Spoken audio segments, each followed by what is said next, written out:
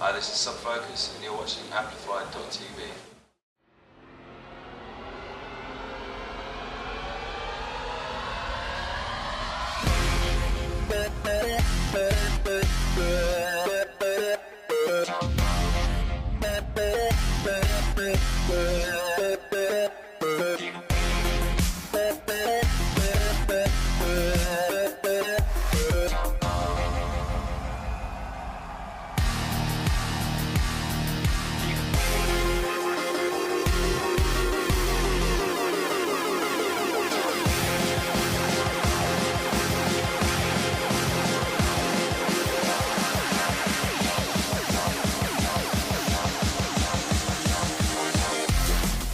Alright, I'm backstage at the Copper Rooms with Subfocus.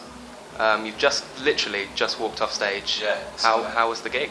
Yeah, it was really good, really good. There's a proper sort of mosh pit going on down there, and yeah, it's a new show that I'm doing tonight, and it's really exciting for me, man. I just started my tour, and this is the 4th day in, and yeah, looking forward to carrying on, man. Right. And the Copper Rooms is part of Warwick Student Union. Yeah. How does this compare to other student unions you've played? It's quite a nice one. Like my old student union was pretty horrible. It was like pretty grimy. This one, like, you know, it looks like it's kind of a pretty new, good sound system, and yeah, the crowd was really up for it tonight. So I had a good time. And on the scale, as you say, you just started off the tour. Yeah. Some quite big clubs on the tour. So you played Fabric the other day. Yeah, we did the Ram Night at Fabric. That was really good. We did Hearts University.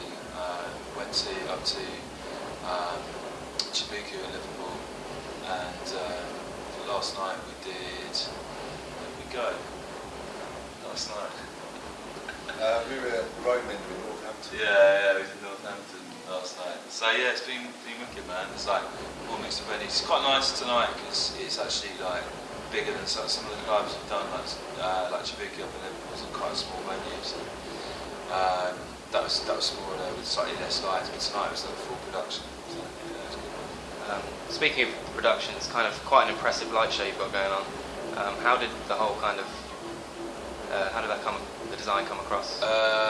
Basically, I'm quite into design and stuff, and I had an idea for a lighting installation based on my album cover artwork, which is a sort of multicoloured disc shape surrounded by black. And I went to work with these guys.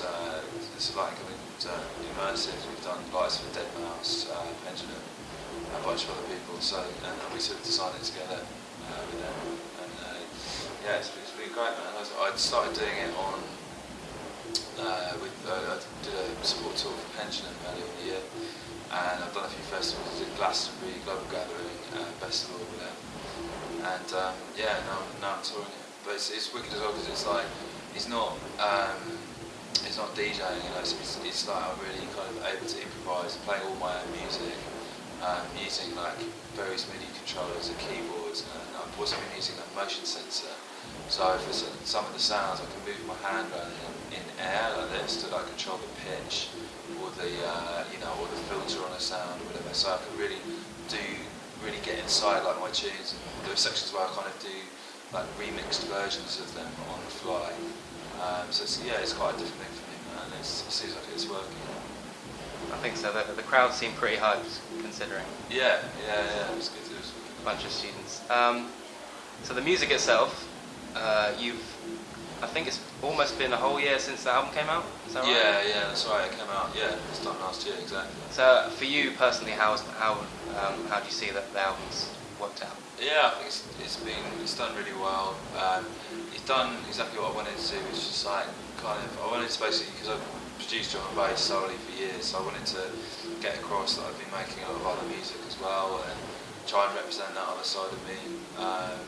Sort of in a way that I think a lot of the fans of my drum and bass stuff would like as well. I mean, I've done like lots and lots of different music. I've made like, I make like sometimes I make like minimal techno tune, lots of different stuff. So it's like I had to kind of pick from those to form the album. but it's been great. It's been a fantastic year, and yeah, I'm sort of looking forward to getting stuck into the next one, which I've sort of just commenced writing on. And when can we expect that to be out? It's hard to say. I mean, I'd like it to sort of be great if it could come out at the end of next year. We'll have to see. Obviously, it's difficult in this position because you basically end up like if a record goes well, you end up touring a lot, and you need to make sure you find the time to write more music. So I'm kind of after the tour, I'm taking a bit of time to really get stuck into stuff in the studio. I've also been doing a bit of production for other artists, like for sort of pop singers and stuff like that. So I'm going to be doing a bit more of that as well. I did a single, for example, earlier this year. That's another thing that I'll be pushing as well in the future. Talking about those collaborations then, people like Example, and you've done work with Pendulum. Yeah. Who else would you really like to work with? Yeah, it's just a tricky one, man. I think like there's lots of singers that I really like that would be interesting to work with. I think like it was great to work with Coco from Ireland. Coco, it's just like quite an unusual person to have on a drum and bass track. So there's lots of like people that I quite like to work with. But it's a bit different. Like I really like the singer from Hertz actually. I think he'd be wicked on the track. So I might try and hit that up. But there's it's tons of different vocalists. So we talk about this variety on your album. It's kind of different. Yeah. What is you come from drum and bass and you're going to a more mainstream kind of poppy thing?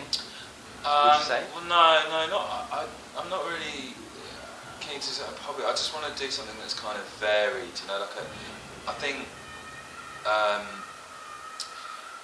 like when I was writing sort of purely drum and bass, I was really listening to a lot of drum and bass, and now like my taste have kind of changed. I started listening to a lot of house music and electro and stuff. A few years ago, and that started really working itself into my drum and bass stuff. I think now I just want to represent my musical taste in doing stuff that is quite across the board. So doing house, doing dubstep, all kinds of different things. I've got an open mind, but I don't want to. It's not like I'm trying to do something poppy per se, but I just want to do something that's diverse and interesting and different. Like just like electronic music rather than purely kind of sort of dance orientated sort of drum and bass stuff. All right. Just a few quick fire questions. Yeah, go on. Finish up on. I don't want to judge a book by its music style, so X Factor or Strictly Come Dancing? X Factor I actually quite enjoyed. It's funny. I was like, do you remember the auto tune thing on there? That was like I noticed that straight away when I was watching that. That was brilliant. And the next day I was like read it in the paper. So I quite like X Factor is much better than Strictly Come Dancing. Okay. Moving away from music, Coke or Pepsi? It's got to be Coke. Yeah. It's an important question. Yeah. McDonald's or Burger King? Or KFC? Oh, God. It's got to be BK, I reckon. BK? Slightly high advanced for burger. Okay. Yeah. Drum or bass? Serious question. Yeah, bass. Bass. I think that's a pretty good answer to finish on. Yeah. So apart from working on the new album after the tour, anything else planned? Like music-wise, I guess I'm doing this new show, the live show in Australia every New Year, which I'm looking forward to. Doing a little DJ tour around Australia, so no doubt about the travelling. But yeah, really for me, it's just once the tour's done, just getting straight back in the studio and getting the next album right. Cool. And finally, can we just say hi to your MC? Yeah. Hello. You're not on the bill yourself, so what is your name? It's MCID. When you do live stuff, it's not really. It's more you're part of a band, so we're pushing a self-focused live tour at the moment. But when we DJ, obviously, I get my name out there. But that's just sort of part and parcel of it. Do you know what I mean? And it's great doing something in the live realm because it's such a different experience. It tests you in other ways. When we do DJ stuff, it's not that it's similar all the time, because we play different tunes, different venues, different ways. Do you know what I mean? But it's something you're used to. You know, you're used to that setup where Nick's DJing and I'm MCing. With this, there's certain points where I have to do things, and there's certain things that Nick does that I have to make sure that I interact with. So it's great to have that interaction, and do you know what I mean? I feel like obviously Nick's done the hard work in producing the show and getting it to this level with the crew, and sort of we've worked on that interaction.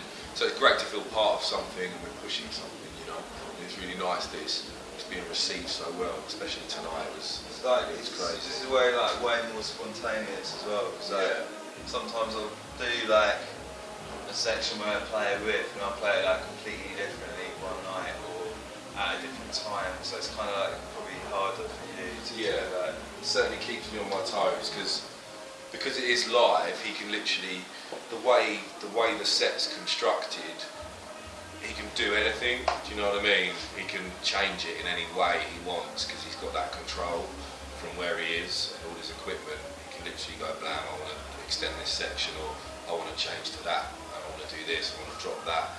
So he's got ultimate control, which means I have to make sure I'm trying to keep in sync with that, listening and trying to work out what he's doing all the time. Because it is live, do you know what I mean? And it certainly keeps me on my toes, so, which is good. Alright guys, thank you very much for the interview. Good luck with the rest of the tour. Thanks, man.